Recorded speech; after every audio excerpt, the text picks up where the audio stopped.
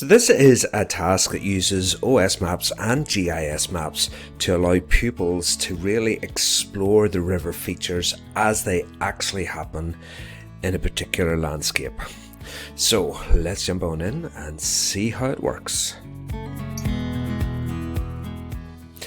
So we start off here with this little area in southeast County Antrim called Glencoe. Beautiful area with some wonderful waterfalls, which we'll take a look at a moment. But this is a very nice little valley, I think, for me to help my GCSE pupils to explore how the river features that we've just looked at in theory actually manifest themselves in a particular landscape. We've just looked at waterfalls, the formation of floodplains and meanders, and this little location allows us to cover all three.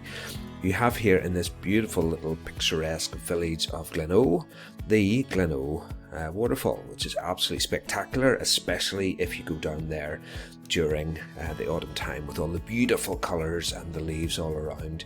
It is your classic waterfall shape. You've got your gorge at the side, you've got your waterfall retreating upstream, and just up in here is the second falls. You can get down to see those as well, and just this gorge left behind, and all those processes really very, very nice. But this area also shows a range of other features as well. So one of the things that I want them to do is to get a sense of the shape of the landscape. I want them to look at the role of vertical and lateral erosion in the formation of the floodplain as well as deposition. And I really want them therefore to be able to read the landscape from maps like this. Now, one of the challenges I think with an Ordnance Survey map is that its real benefit in that it is a great way of summarising a vast array of information and simplifying that down into a reasonably accessible form. The problem is for people that come without a lot of experience of looking at OS maps that there is a lot to assimilate here. The extraneous load of the information here can be overwhelming at times. There are human features on here that I'm not really that interested in looking at the moment. So how do I get my pupils to simplify this, and also then once they've simplified it to see the patterns of these contour lines? The whole idea of the contour lines, again, amazing ways of revealing shape. Now, if you can read contour lines, you can look at this map and immediately see the topography. But again, as our students come in to do this for the first time, sometimes this is difficult for them. So I start off with a simple little task. What's the shape of the floodplain in this OS map? A few letters on here, and a very, very simple task just to get them into it. Right, as you move from A to B, are you going downhill, uphill, or flat? What are you doing? And then at B, as you're travelling across at B, are you going downhill, uphill, or flat? And then as you move over to C, same three questions: downhill, uphill, or flat. So it gives it a good focus bit here. So rather than looking at the whole map, they can look at this little bit, and you begin to say to them, yes, look, the contours there, how steep would you be, how out of breath would you be when you're at the top of that slope? And what you can begin to do is allow them to see how this all can represent shape. Now you can help them also with this by way of producing sketch maps. So here's a way of doing this to produce a sketch map to reveal the topography. So what we have here in green is the floodplain. What we have in orange here is the upland area, and then this is where it's been cut down. In this case it's an escarpment. So you can begin to do that, add some of these things on, take it right back to the simple thing and build it up from there. I can do this from an oblique view as well. Here's the same valley looking at an oblique view, so the same thing again. You can try and simplify this down to give them a sense of the shape and topography of the landscape. But how can GIS help with this? How can we really use the power of GIS to bring this to life? Well, that brings us to the wonderful opportunities presented by ArcGIS scene. So we can start off by giving the overview. The Glencoe area is in around about here, so we zoom in a little bit closer. There's Glencoe, and you're beginning to see that area represented in the Ordnance Survey map there, the valley that we went across. into this little valley itself. And then this is where you can really use the power of the scene, because you can turn a 3D map into, or 2D map into a 3D landscape. And because this is a 3D landscape, you can then start to move around. You can really get a sense of the shape of this valley. And as they relate that back to the Ordnance Survey map, as they go back in and look at the OS map and have a look at the contour patterns in this area where we've been, and then they come in here and they see the shape there. So there's A, B, C, and they come back into this again, A, B, C. They can see what those contour lines look like in the real world, and they can move around and they can explore that. But one of the things that I want to take further with this is their ability then just to go and really get the grips with the shape of this, to actually take some measurements. So I've set this up with 4 survey points down one of the tributaries in this river called the Dun Island Water, which flows down this beautiful little County Antrim valley. And I'm going to get them to use one of the measure tools here that is available in Scene to help to get a sense of this landscape. So I've set this up in Google Slides for them. And what we have here is just a little data collection table. I screen captured this just to remind them where they are. I'm looking for width of floodplain, depth of floodplain, distance downstream. So how would we go about doing that? Right, let me show you. First of all, we'll start with the distance downstream. So I'm just maneuvering around here to get this set up in a way that is maybe more conducive to measuring.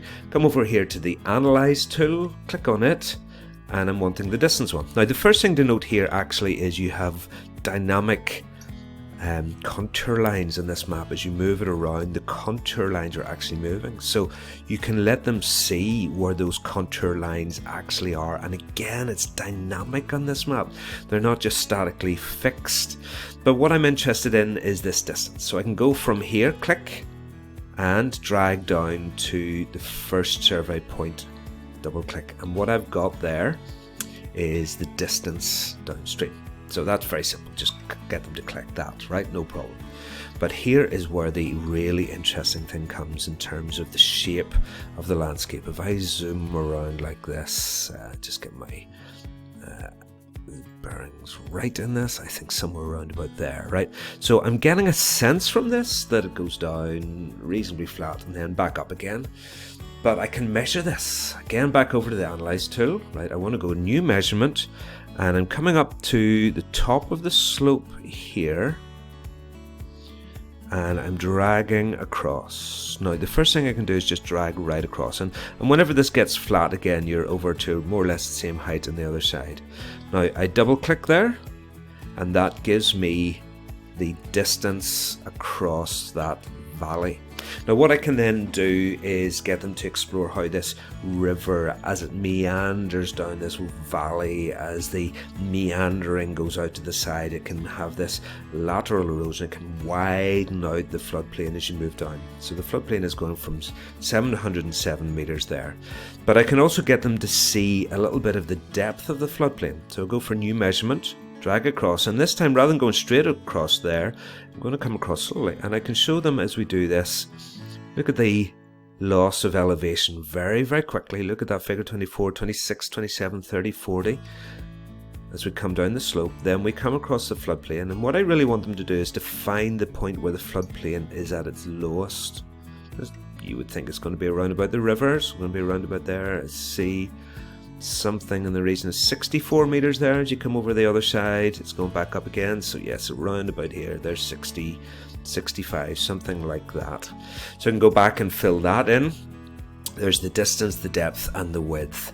And of course, this being data collection, we can do that as we go down stream. So our width there was around about 700 meters. As we come down here, the width of the floodplain is going out to about 1200 meters. Now, notice again, folks, we can do this in real time. We can measure this out in the actual landscape. You can move around, you can see that in the landscape itself. and you can go really and explore that. And especially if the students are using the map themselves, they can go and have a real look at that and just see how that manifests itself in the landscape. And because you're in control of moving around, that's a very, very powerful tool. So the one final thing then that I would like to do is to relate this then to the actual elevation, and for that I'm going to use a desktop application. This is ArcGIS Earth. It's a desktop application, and it's a free application. You can download this and you can use it to analyze your landscapes like this. So I'm just going to give you a little bit of a flavour of what this can do, and in a sense it's quite similar to ArcGIS Scene, but there are a few extra additional benefits you can get with this. One of them is that you can actually exaggerate the vertical dimension of the landscape a little bit. So what I'm able to do when I came over here to this button, which is your 3D effects, I can exaggerate the profile by a factor of 2, which really emphasizes the change in the topography as you move across there. But one of the things that this allows you to do, which I think is very powerful, is just off the top of the bit of the screen I'm recording, there's another menu bar. I'm able to hit interactive analysis. You'll just see the little menu drop down, elevation profile.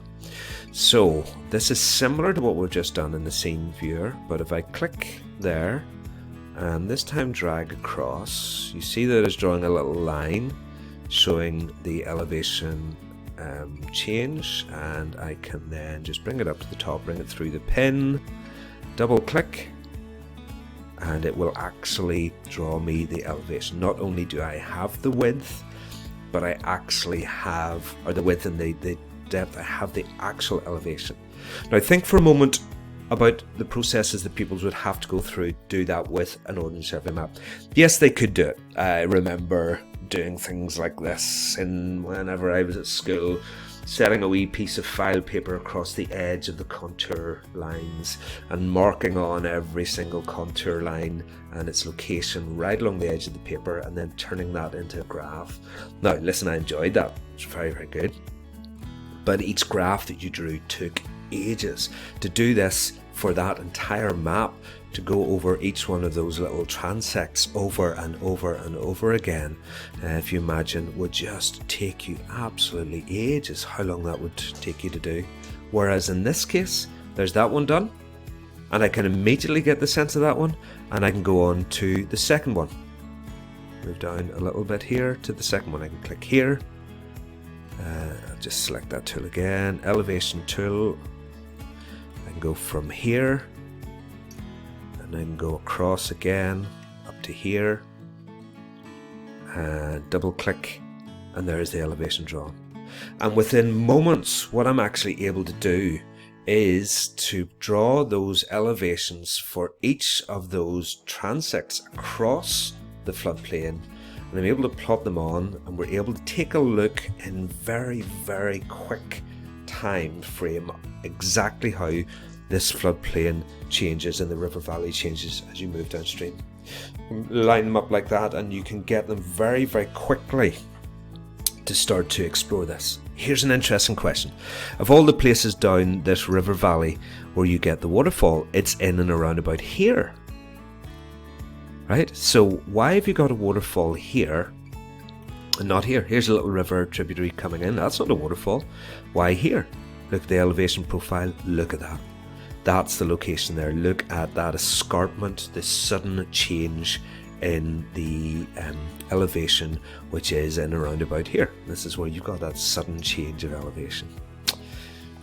So all in all, what this is allowing us to do is to really build on this Ordnance Survey map, to start with the Ordnance Survey map, see what the pupils can see in it, but then use the power of that 3D ArcGIS experience to give them a sense of the landscape, to contextualize this, so that when they look at this map again, when they come back having done all of those things, they can look at those patterns and they can remember as they toured around that map.